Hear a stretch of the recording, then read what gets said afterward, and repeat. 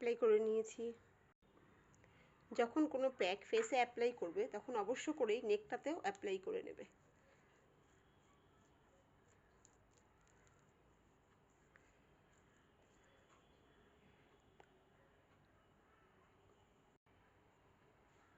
দশ মিনিট রাখার পরে প্যাকটাকে যখন তুলবে অল্প একটু মিল্ক নিয়ে জাস্ট রাফ করে করে তুলবে, ডাইরেক্ট জল নিয়ে ওয়াশ করে নেবে না।